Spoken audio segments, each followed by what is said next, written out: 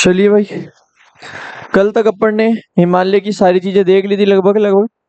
हिमालय का भौतिक विभाजन और प्रादेशिक विभाजन दोनों पढ़ लिया था। हिमालय के प्रमुख दर्रे थे वो पढ़ लिए थे। हिमालय की प्रमुख पर्वत चोटियां थी उनके बारे में डिस्कस कर लिया था। और हिमालय के तीनों जो भाग थे उनकी विशेषताओं के बारे में अपन ने देख लिया था।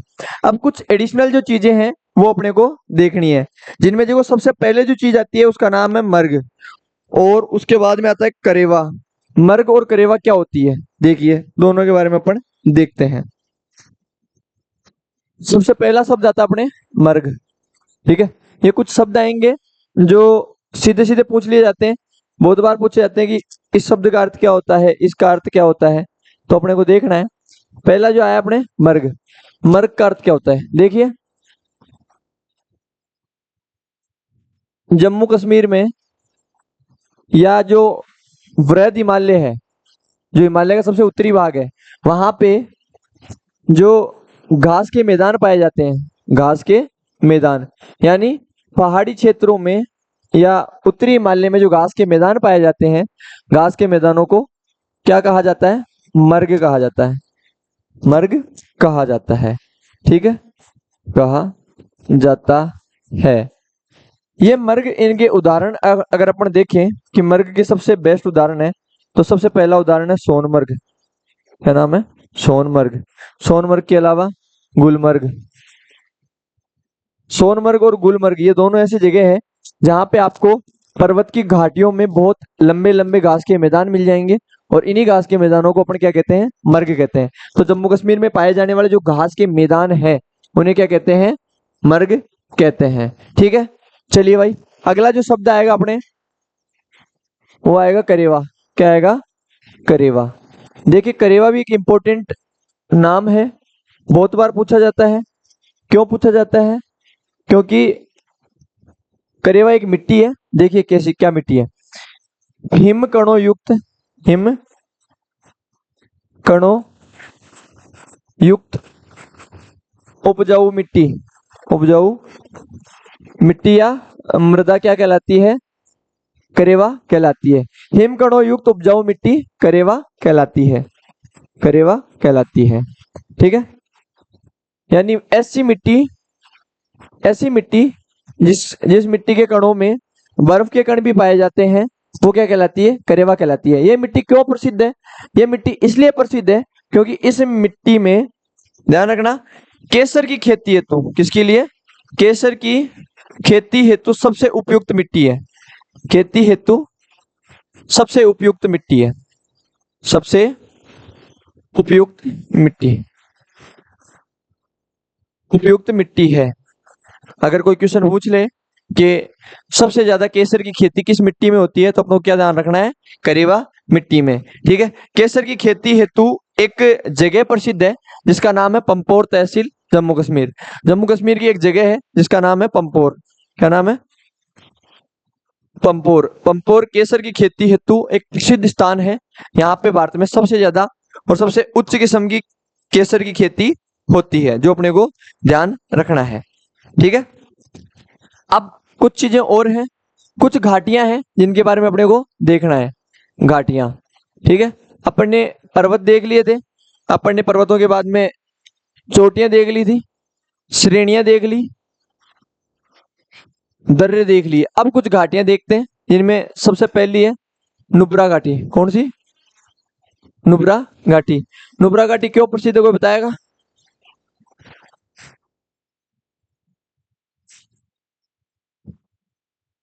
सांगला घाटी, ठीक है, कश्मीर घाटी।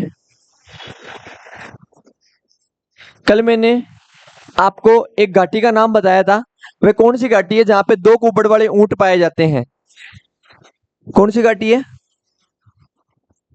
एक घाटी का नाम बताया था मैंने आपको कि जिस घाटी में दो कुबड़ वाले ऊंट पाए जाते हैं, वो कौन सी घाटी है, बताइए। कोई बताएगा।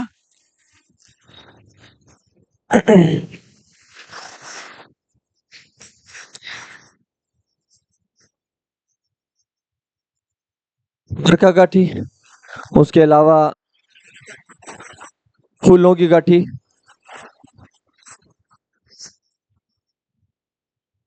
तुमियो शाने नुब्रा घाटी को बोलते हैं। देखिए भाई, नुब्रा घाटी है, यहाँ पे दो कुबड़ वाले ऊंट पाए जाते हैं, दो कुबड़ वाले ऊंट, ठीक है, ऊंट पाए जाते हैं, ठीक है। इसके बाद में सांगला घाटी, कश्मीर घाटी और सोलांग घाटी, एक घाटी और है सोलांग, ठीक है। ये तीनों कहाँ पे, जम्मू कश्मीर में है। सोलांग घाटी, ठीक है। इनमें जो मरका घाटी है, ये ध्यान रखना, मरखा या मरसा बोलते हैं इसे। यहाँ पे गर्म पानी के झरने, गर्म पानी के झरने पाए जाते हैं। गर्म पानी के झरनों हेतु कोई प्रसिद्ध है, झरने या बोल दो या फुहारे बोल दो, ठीक है। तो देखो, गर्म पानी के फुहारे या झरने क्या होते हैं, धरती होती है, जमीन होती है, मान लीजिए ये जमीन है, और इस जमीन में से स्वतः ही जमीन के भीतर से यूं पानी की धारें आती है, और वो बहुत ही गर्म होती है, बहुत ही गर्म होती है। यानी भूमि के अंदर की जो ताप है, या भूमि के अंदर का जो तापमान है, उसको बाहर, वो क्या है, बाहर निकलता है कुछ स्थानों से, ठीक है। जिन स्थानों से बाहर निकलता है, वहां पे कई बार तो ये गैस के रूप में भी आ जाता है, और कई बार ये क्या होता है, पानी के साथ बाहर आता है। तो नीचे आपको पता है, जब अपन पृथ्वी के केंद्र में चलेंगे, तो वहां पे 5000 सेंटीग्रेड, 1.5 लाख सेंटीग्रेड के आसपास तापमान है भूमि के अंदर, ठीक है। तो अगर उतने तापमान की कोई वस्तुएं बाहर आएगी, तो नीचे से तापमान ऊपर आएगा, ऊपर आने के कारण जो ऊपर वाला पानी है वो गर्म होके बाहर आता है धरती से, ठीक है। तो वो क्या कहलाते हैं, गर्म पानी के झरने। तो एक झरने का नाम है मणिकर्णिका झरना, मणिकर्ण झरना है, पानी का जो सबसे गर्म झरना है, सबसे प्रसिद्ध झरना है, ठीक है। भारत का सबसे प्रसिद्ध जो गर्म पानी का झरना है ना, वो कौन सा है, मणिकर्ण झरना, ठीक है। मणिकर्ण झरना है, ये इसी मरका घाटी में पाया जाता है। फूलों की घाटी, ध्यान रखना कहाँ पे है, उत्तराखंड में। एक क्वेश्चन आता है कि ये कहाँ पड़ती है, उत्तराखंड में, ठीक है, उत्तराखंड में पाई जाती है, ये अपन ने देख लिया, ठीक है। उसके बाद में कुछ घाटियां और है जो पूर्वी भारत में पाई जाती है, जिनमें सबसे प्रसिद्ध जो घाटी है वह चुंबी घाटी। कौन सी है, चुंबी घाटी, चुंबी घाटी। को बताएगा चुंबी घाटी भारत के किस राज्य में पाई जाती है, चुंबी घाटी भारत के किस राज्य में, चुंबी घाटी, चोपटा घाटी, ये सिक्किम में पड़ती है, कहाँ पे पड़ती है, सिक्किम में। तो चुंबी और चोपटा ये भी ध्यान रखना, ठीक है। चुंबी घाटी और चोपटा घाटी, ये दोनों कहाँ पड़ती है, सिक्किम में, ठीक है। चुंबी घाटी और चोपटा घाटी दोनों कहाँ पड़ती है, सिक्किम में। सीधे क्वेश्चन आ जाएंगे, घाटी का नाम दे देगा, नाम देने के बाद में कि पूछ लेगा कि ये घाटी भारत के किस राज्य में पाई जाती है, या ये घाटी भारत के किस स्थान पर पाई जाती है, ठीक है। उसके अलावा फूलों की घाटी अपन ने देख ली, ठीक है। अब दो पर्वत चोटियां हैं जो आपको पूछ लेगा, एक हनुमान टिब्बा है, एक देवकुंड पर्वत चोटी है। हनुमान टिब्बा पूछता है बहुत बार, हनुमान टिब्बा एक जगह पड़ती है और एक पर्वत चोटी भी है, उसके बारे में एक क्वेश्चन आता है सीधा सीधा कि हनुमान टिब्बा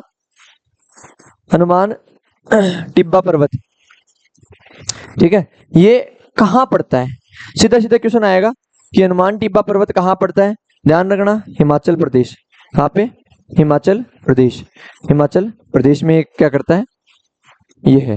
तो क्वेश्चन आ जाए हनुमान टिब्बा भारत में कहाँ है, अपने को ध्यान रखना है हिमाचल प्रदेश। तो जितनी घाटियां थी जो इंपोर्टेंट थी, लगभग वो अपन ने देख लिए। घाटियों के बाद में कुछ स्थान आते हैं जिनके बारे में और क्वेश्चंस आ सकते हैं। जैसे अभी अपन ने देखा मर्ग, मर्ग क्या था, जम्मू कश्मीर में घास के मैदान थे। वैसे ही एक शब्द और याद आया मुझे, इसका नाम है बुग्याल या प्यार।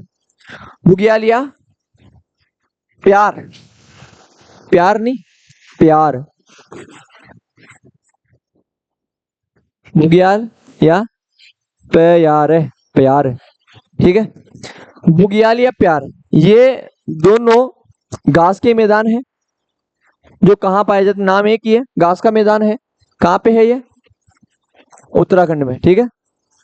उत्तराखंड में जो घास के मैदान है, उन घास के मैदानों को क्या कहते हैं, बुग्याल कहते हैं, ठीक है। घास के मैदान है, उन घास के मैदानों को अपन क्या कहते हैं, बुग्याल कहते हैं। जबकि जम्मू कश्मीर में जो घास के मैदान है उन्हें क्या कहते हैं, अपन मर्ग कहते हैं, ठीक है। उदाहरण अपन ने देखा गुलमर्ग और सोनमर्ग, ठीक है। चलिए इसके बाद में लगभग लगभग सारी पर्वत चोटियां अपन ने देख ली।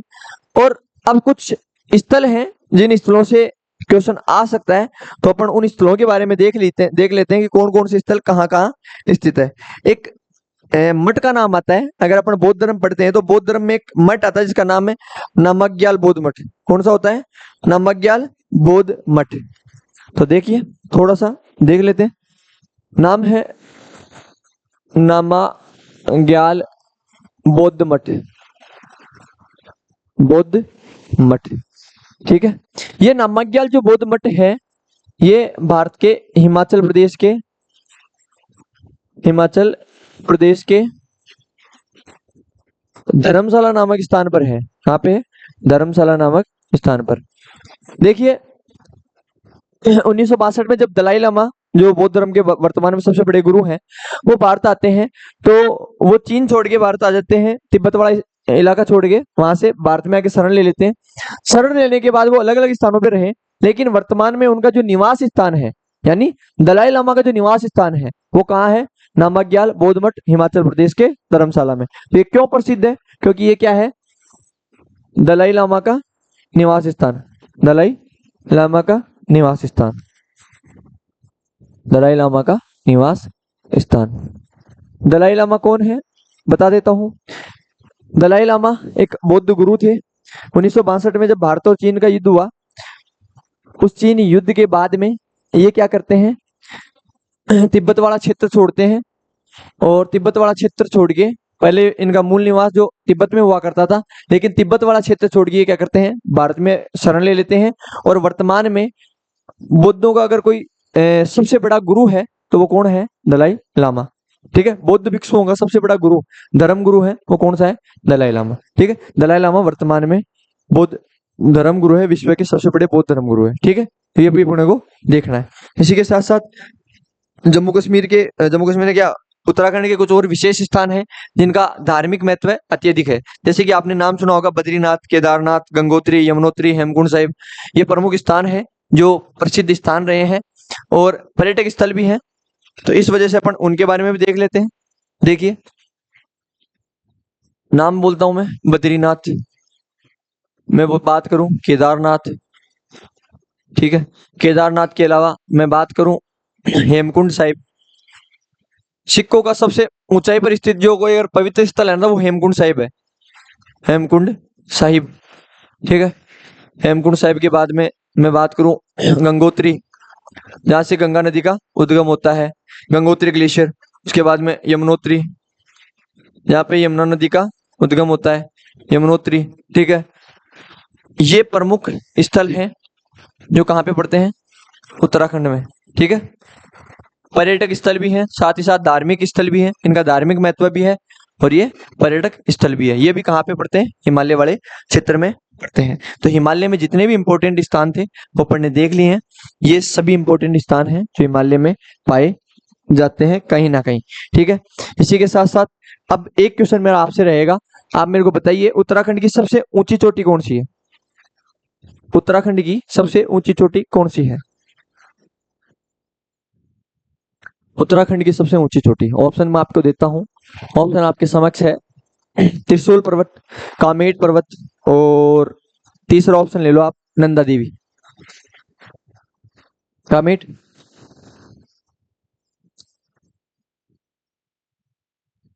नंदा देवी जो पर्वत चोटी है वो उत्तराखंड की सबसे ऊंची चोटी है, उत्तराखंड की सबसे ऊंची चोटी है। ठीक है, ये अपने को ध्यान रखना है। चलिए इसी के साथ साथ हिमालय की लगभग लगभग चीजें कंप्लीट हो गई है। अगर कोई क्वेश्चन बनता है तो एक क्वेश्चन और आ सकता है जो मेरे हिसाब से इंपॉर्टेंट है, तो मैं वो भी आपको बता देता हूँ, छोड़ता नहीं हूँ। भारत की सबसे लंबी सुरंग आपसे पूछी जा सकती है कि वर्तमान में भारत की सबसे लंबी सुरंग कौन सी है? अटल टनल। और अगर मैं बोलूं अटल सुरंग नहीं हो तो ऑप्शन है आपके पास चेनानी नासरी सुरंग, जवाहर सुरंग और अटल सुरंग। है? नहीं है, अटल सुरंग नहीं है। देखिए चलिए, एक सुरंग का नाम है चेनानी नासरी सुरंग, चेनानी नासरी सुरंग। वर्तमान में इसका नाम है श्यामा प्रसाद मुखर्जी सुरंग, श्यामा प्रसाद मुखर्जी सुरंग, ठीक है, ये वर्तमान इसका नाम है। ठीक है, इसकी जो लंबाई है वो 9.28 किलोमीटर है, 9.28 किलोमीटर है। कहाँ पे स्थित है ये? जम्मू एंड कश्मीर में। ठीक है, जम्मू कश्मीर में, ठीक है, ये स्थित है। और ये क्या है? भारत की सबसे लंबी सुरंग, भारत की सबसे लंबी सुरंग, सबसे लंबी सुरंग। अभी बता रहा हूँ, उसी पे चल रहा हूँ। अब रही बात अटल सुरंग की। अटल जो टनल है उसकी जो लंबाई है वो मात्र और मात्र 9.02 किलोमीटर है। कितनी है? 9.02 किलोमीटर। अब आप बताइए मेरे को, 9.9 किलोमीटर प्लस 200 मीटर अलग से, ठीक है, ये कितनी है? 9 किलोमीटर प्लस 280 मीटर, यानी केवल 80 मीटर की वजह से भारत की सबसे लंबी सुरंग कौन सी हो गई? चेनानी नासरी सुरंग। ठीक है, ये भी अपने को ध्यान रखना है। क्या? किसका? चेनानी नासरी सुरंग का निर्माण, एक सेकंड, अटल सुरंग। देखिए भाई, अटल जो सुरंग है इसके बारे में देख लीजिए। लंबाई जो इसकी है वो कितनी है? 9.02 किलोमीटर। ठीक है, इसके बाद में है कहाँ पे? हिमाचल प्रदेश में। कहाँ पे है? हिमाचल प्रदेश में। ठीक है, ये अपने को ध्यान रखना है। चलिए, अब रही बात निर्माण वाली, तो अलग अलग समय में अलग अलग निर्माण हुआ है। किसी का 2015 में हुआ, तो किसी का 2019 में हुआ है, किसी को 2023 में लॉन्च किया गया है। ठीक है, ये भी अपने को ध्यान रखना है। लगभग लगभग जो चीजें हैं वो अपन ने कर ली है, अब अपने कुछ रहा नहीं है।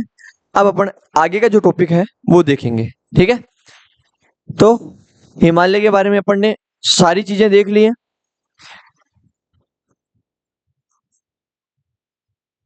वापस बताता हूं आपको मैं।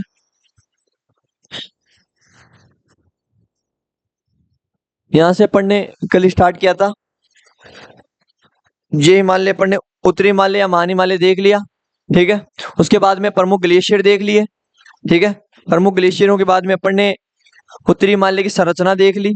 ठीक है, उत्तरी हिमालय की संरचना देखने के बाद में अपन ने शिवालिक हिमालय देख लिया। शिवालिक हिमालय के बारे में सारी चीजें देख ली अपन ने, कि शिवालिक हिमालय का एक चित्र था, इसके बारे में अपन ने सारी चीजें इसमें देख ली। ठीक है, इसके बाद में अपन ने हिमालय का प्रादेशिक विभाजन देख लिया था। सबसे इंपॉर्टेंट है, मोस्ट इंपॉर्टेंट है प्रादेशिक विभाजन। यहाँ से क्वेश्चन आने ही आने हैं, यहाँ से कोई भी क्वेश्चन बन सकता है, तो अपने को इसके बारे में भी ध्यान रखना है। हिमालय का प्रादेशिक विभाजन सिडनी बुराड ने किया था, 4 भागों में बटा हुआ है, 5 नदियों के बीच में है। ठीक है, सिंधु नदी से प्रारंभ होता है और दिहांग नदी तक जाता है। सिंधु से लेके सतलज नदी के मध्य कश्मीर हिमालय या पंजाब हिमालय है। सतलज से लेके काली के मध्य कुमाऊं हिमालय है, और काली नदी से लेके तीस्ता नदी के बीच में नेपाल हिमालय है, जबकि तीस्ता से लेके दिहांग नदी के बीच में असम हिमालय है। ठीक है, जो पंजाब हिमालय है उसकी जो लंबाई है वो 560 किलोमीटर है, जो कुमाऊं हिमालय है उसकी 320 किलोमीटर है, और जो नेपाल हिमालय है उसकी जो लंबाई है वो 800 किलोमीटर है, जबकि जो असम हिमालय है उसकी लंबाई 720 किलोमीटर है। ठीक है, तो यहाँ से सीधा सीधा क्वेश्चन आ सकता है। यहाँ से एक क्वेश्चन और बन सकता है, इनको लंबाई के आधार पर आरोही क्रम में और अवरोही क्रम में जमाइए, ये भी क्वेश्चन बन सकता है कि सबसे लंबा कौन सा हिमालय का भाग है, तो अपने को ध्यान रखना है नेपाल हिमालय। सबसे छोटा कौन सा है, तो अपने को पता होना चाहिए कुमाऊं हिमालय। ठीक है, कुमाऊं हिमालय क्यों कहते हैं? क्योंकि कुमाऊं जो रेंज है, कुमाऊं जो क्षेत्र है वहां पे इसका विस्तार ज्यादा है, इसलिए इसे कुमाऊं हिमालय कहते हैं। जबकि नेपाल हिमालय है उसका विस्तार नेपाल वाले क्षेत्र में ज्यादा है, इसलिए उसे नेपाल हिमालय कहते हैं। यानी क्षेत्रों में विस्तार के आधार पर इसका विभाजन किया गया है। तो ये अपना प्रादेशिक विभाजन था, करने वाला कौन था? Sydney Burrard. ठीक है, चलिए, इसके बाद में अपन ने देखा शिवालिक हिमालय की विशेषताएं देखी थी अपन ने। ठीक है, उसके बाद में अपन ने एक चीज और देखी थी कि अगर कोई क्वेश्चन आएगा हिमालय से तो ये आएगा 40% क्वेश्चन दर्रों से आते हैं, 20% पर्वत चोटियों से आते हैं, 40% विशेषताओं से आते हैं। ठीक है, 40% क्वेश्चन विशेषताओं से आते हैं, तो अपने को ये सारी चीजें देखनी है।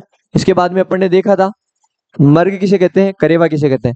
मर्ग जम्मू कश्मीर में घास के मैदानों को मर्ग कहते हैं, जबकि उत्तराखंड में जो घास के मैदान उन्हें क्या कहते हैं, बुग्याल या प्यार। ठीक है। उसके बाद में करेवा किसे कहते हैं, हिमकणों से युक्त जो उपजाऊ मिट्टी होती है उसे क्या कहते हैं, करेवा कहते हैं। ठीक है। उसके बाद में अपन ने घाटियां देखी, नुब्रा घाटी, सांगला घाटी, कश्मीर घाटी, मरका घाटी, फूलों की घाटी, सोलांग घाटी, चुम्बी घाटी और चोपटा घाटी। ये प्रमुख घाटियां थी जो अपन ने देखी। ठीक है। इनकी विशेषताएं क्या क्या है वो भी अपन ने देखी। उसके बाद में हनुमान टिब्बा, ध्यान रखना हनुमान टिब्बा जो पर्वत है वो कहाँ पे है, हिमाचल प्रदेश में। मोस्ट इंपोर्टेंट है, बहुत बार क्वेश्चन आए हुए हैं, आगे भी आ सकते हैं। उसके बाद में अपन ने देखा कि बुग्याल किसे कहते हैं, उत्तराखंड के घास के मैदानों को अपन क्या कहते हैं, बुग्याल कहते हैं। ठीक है। उसके बाद में नमग्याल बौद्ध मठ इंपोर्टेंट स्थान है, दलाई लामा का निवास स्थान है वर्तमान में। ठीक है। उसके बाद में अपन ने देखा कि बद्रीनाथ, केदारनाथ, हेमकुंड साहिब, गंगोत्री, यमुनोत्री ये कहाँ पड़ते हैं, उत्तराखंड में। उत्तराखंड के क्या है, ये प्रमुख स्थान है। ठीक है। उसके बाद में अपन ने देखा चेनानी नासरी सुरंग, जो हिमालय वाले क्षेत्र में सुरंगें पाई जाती हैं, उन सुरंगों के बारे में अपन ने देखा है कि कौन सी सुरंग कहाँ है और कितनी इंपोर्टेंट है। ठीक है। तो सबसे पहली थी, उसका नाम क्या था, चेनानी नासरी सुरंग। भारत की सबसे लंबी सुरंग है, लंबाई कितनी है, 9.28 किलोमीटर। ठीक है। कहाँ स्थित है, जम्मू कश्मीर में। वर्तमान नाम क्या है, श्यामा प्रसाद मुखर्जी सुरंग। ठीक है। इसके बाद में अपन ने अंतिम जो सुरंग देखी थी वो देखी थी अटल सुरंग। भारत की दूसरी सबसे लंबी सुरंग है अटल सुरंग। ठीक है। ये भी अपने को ध्यान रखना है। चलिए, इसी के साथ आपके हिमालय से संबंधित जितने भी प्रश्न आते हैं वो यहीं समाप्त होते हैं। अब हिमालय का अपन ने अध्ययन अच्छे से कर लिया है, हिमालय से एक भी क्वेश्चन बाहर नहीं जाना चाहिए, अपने को अच्छे से इसको देखना है। ठीक है। अब अपना जो आज का दूसरा टॉपिक रहेगा वो रहेगा दूसरा भौतिक प्रदेश। पहला भौतिक प्रदेश अपन ने देख लिया, भारत के 6 भौतिक प्रदेश है, 6 भौतिक प्रदेशों में पहला भौतिक प्रदेश अपन ने देख लिया है। ठीक है।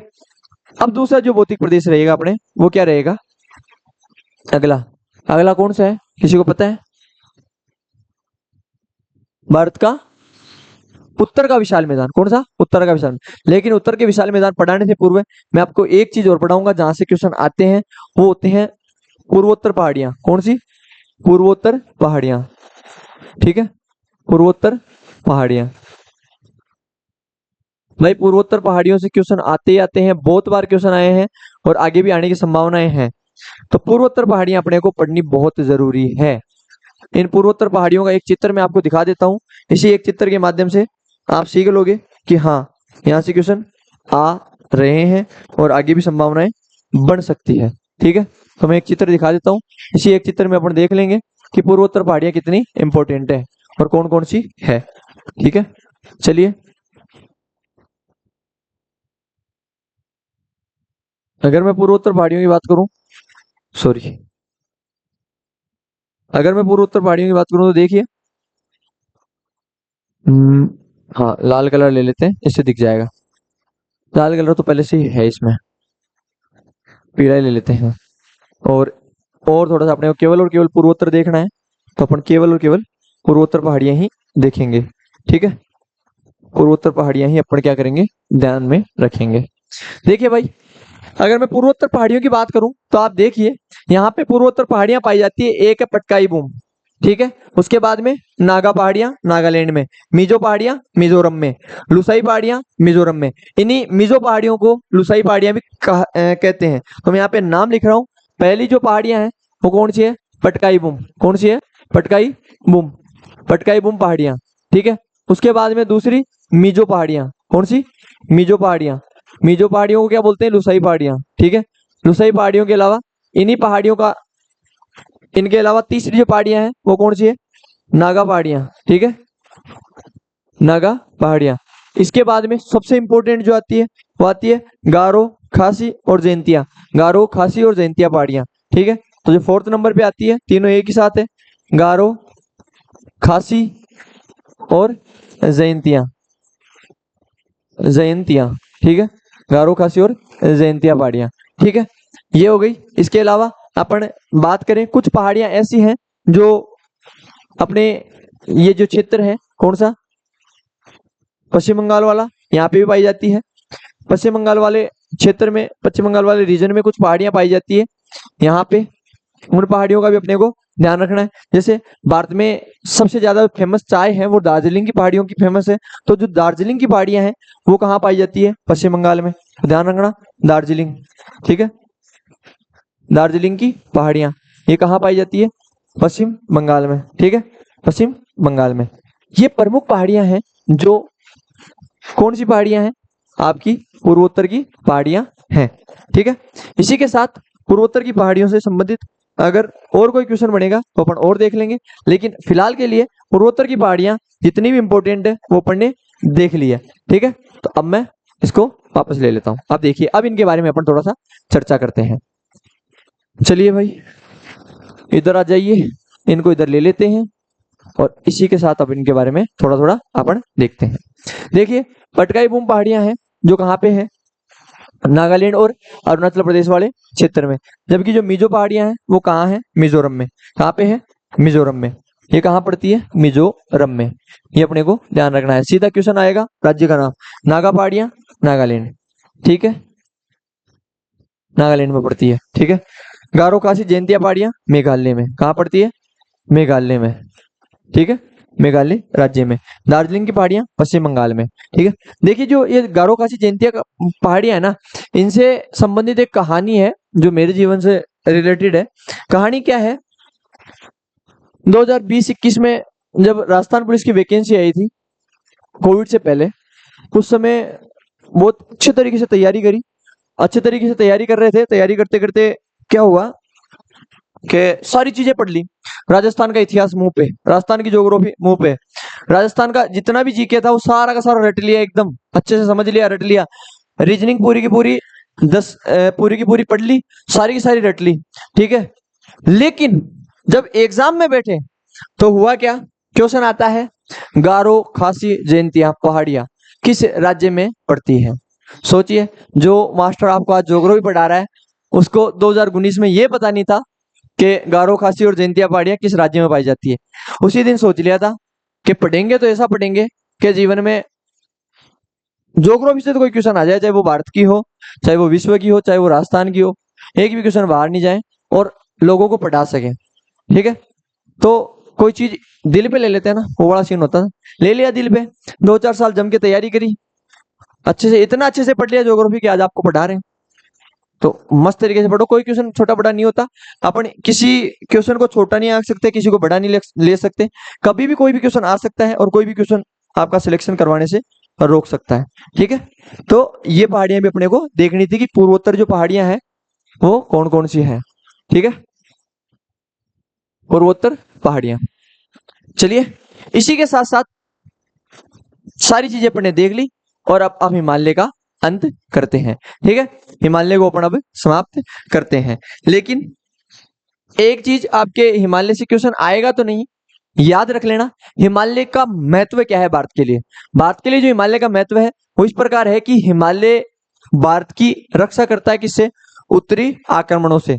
ठीक है, उसके बाद में हिमालय की जो स्थिति है ना, देखो एक मैप के माध्यम से बताता हूं, हिमालय की जो स्थिति है वो किस प्रकार से भारत की रक्षा करती है और हिमालय की स्थिति भारत के लिए क्यों इंपॉर्टेंट है।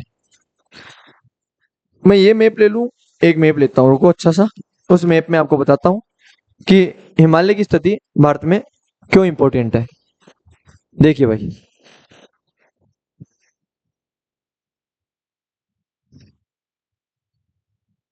हाँ, चलिए जी, हिमालय की स्थिति भारत में क्यों इंपॉर्टेंट है।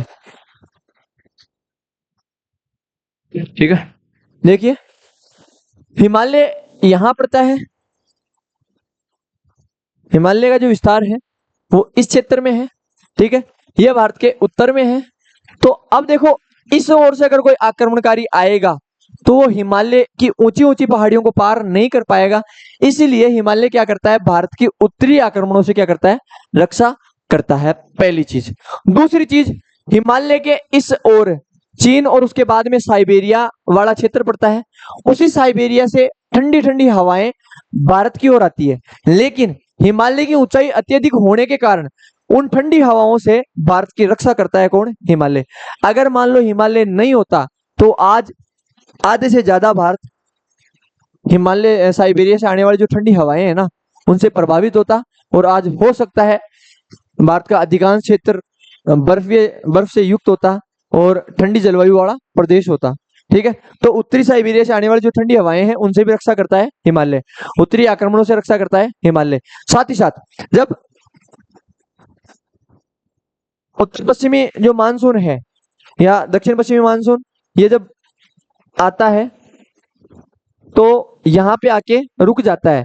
ये हिमालय क्या करता है, मानसून को भारत से बाहर जाने नहीं देता है, भारत से बाहर ना जाके वर्षा कराने में योगदान देता है। इसी के साथ साथ एक काम और करता है, एक काम क्या करता है, देखिए जब शीतकाल में मानसून आता है, जो शीतकालीन वर्षा होती है जिसे अपन माउट कहते हैं, उस माउट को भी भारत में और राजस्थान में करवाने में योगदान देता है कौन, हिमालय। कैसे, जो चक्रवाती जो पवनें आती है, जो मानसून लेके आती है शीतकालीन वाली माउट लेके आती है, तो क्या करती है, यूं आती है और यहाँ पे आके जो हिमालय की ये वाली श्रेणियां हैं, इन श्रेणियों से टकराती है, टकरा के इस ओर वर्षा करती है। ठीक है, टकरा के इस ओर वर्षा करती है, यानी भारत में इस ओर चली जाती है। इस तरफ तो हिमालय टकरा जाता है, इस तरफ अरावली है वो टकरा जाती है, तो अरावली और हिमालय दोनों मिलके वर्षा में क्या करते हैं, सहायता करते हैं। तो इसलिए भी क्या है, हिमालय इंपॉर्टेंट है। इसी के साथ साथ हिमालय में जड़ी बूटियां पाई जाती है, हिमालय में बहुमूल्य पेड़ पाए जाते हैं, इसलिए भी हिमालय क्या है, इंपॉर्टेंट है। साथ ही साथ हिमालय के कुछ क्षेत्रों में खनिज भी पाए जाते हैं, इसलिए भी हिमालय क्या है, इंपॉर्टेंट है। तो ये हिमालय का महत्व है। महत्व आपसे पूछा नहीं जाएगा, अगर आप कोई बड़ा एग्जाम देते हो, यूपीएससी हो गया, स्टेट पीसीओ हो गया, वो देते हो तो वहां पे ये क्वेश्चन आएगा। ठीक है, इसी के साथ साथ हिमालय समाप्त। ठीक है, अब हिमालय से कोई क्वेश्चन अपने नहीं आएगा। अब अपन अगला टॉपिक पढ़ेंगे। ठीक है।